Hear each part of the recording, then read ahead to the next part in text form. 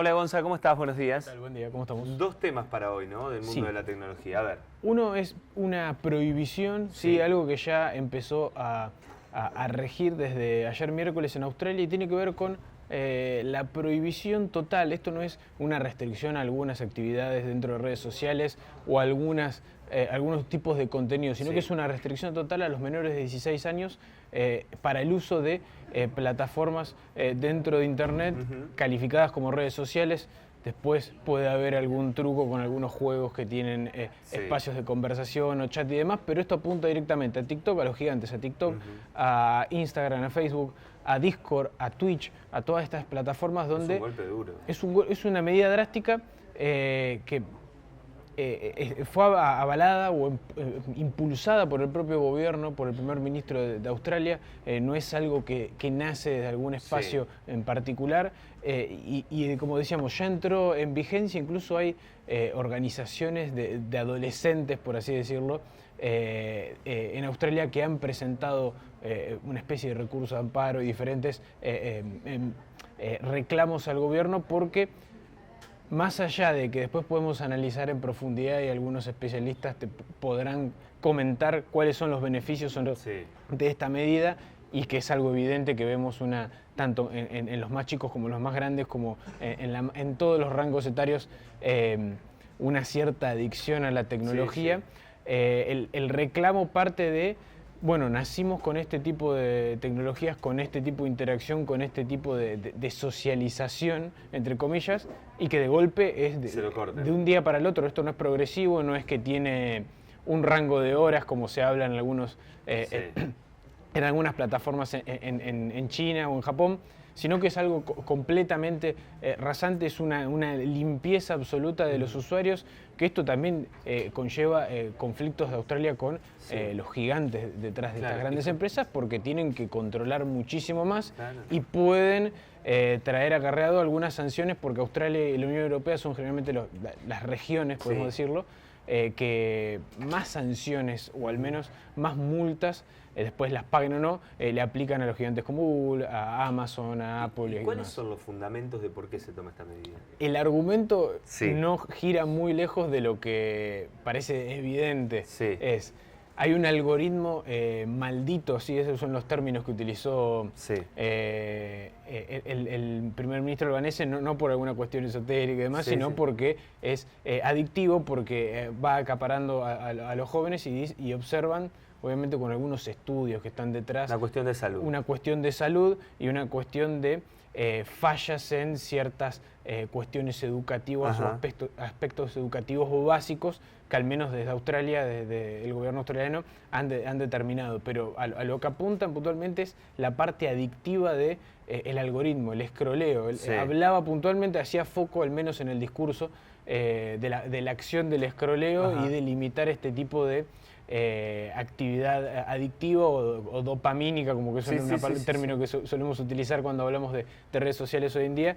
Bueno, es ponerle un freno que parece drástico, pero al menos dentro de los argumentos es la única forma, porque después siempre hay algún truco, alguna escapada, algún gris. La mayoría de las plataformas tienen esta barrera, entre comillas, en las cuales el usuario no puede ser menor de edad, el usuario tiene que validar su identidad mínimamente.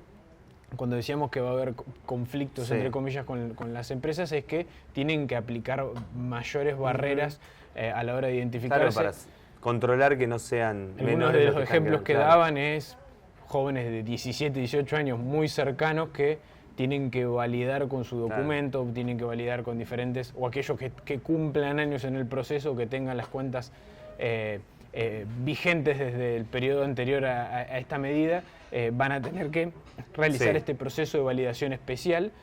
Y la gran incógnita es si lo empiezan a adoptar países como Estados Unidos, regiones como la Unión Europea, el efecto dominó. Porque si ya lo hace uno, que si bien tiene relevancia y en las cuestiones de regulación tecnológica es de los más relevantes, no es un país central que digamos, y ha sido una prioridad para Australia este tema. Por eso es que puede llegar a repercutir en Estados Unidos, obviamente, siempre está el análisis de qué va a pasar acá.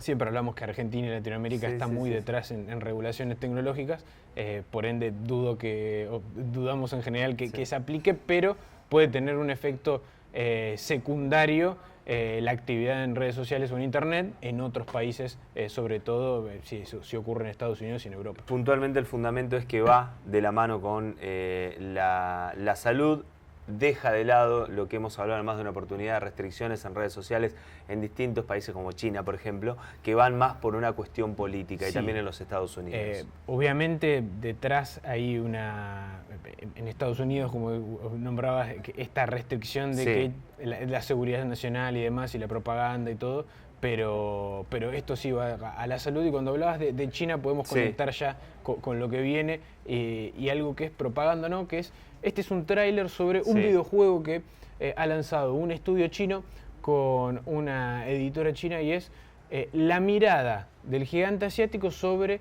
los episodios de la Segunda Guerra Mundial, la guerra sino-japonesa. Lo que uno va a encarnar, si bien es un tráiler recién con imágenes, esto es como la versión asiática de los famosos Call of Duty, de los famosos juegos de guerra que es cine esto, te digo. Traían, obviamente ya atravesando esa discusión de la industria del videojuego que competía con la cinematográfica, y metiéndose en lo que es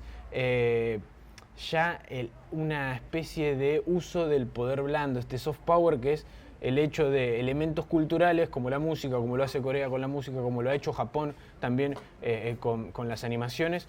En este caso China, en su momento habíamos traído este relato mitológico de producción china para un videojuego, que fue uno de los nominados al Juego del Año. En este caso China lo que toma es los 14 años de llamas, que lo denominan, que son esos del 31 al 45, donde estuvieron involucrados en la guerra, y la perspectiva de un relato que a veces, desde su argumento, mientras vemos algunas de las imágenes de lo que sería un sangriento, muy fuerte, muy directo, muy violento, que ya empiezan a apuntar así los videojuegos de guerra, pero que tendría el relato desde la mirada china de estos episodios que habitualmente tienen otra mirada, o que ya habían sido utilizados. Uno está acostumbrado a que cuando juega Call of Duty o diferentes videojuegos, el modo historia o los relatos involucran alguna intervención en algún país de Medio Oriente, alguna intervención con algún terrorista ruso. Bueno, China utiliza también esta herramienta y ahora presenta esto que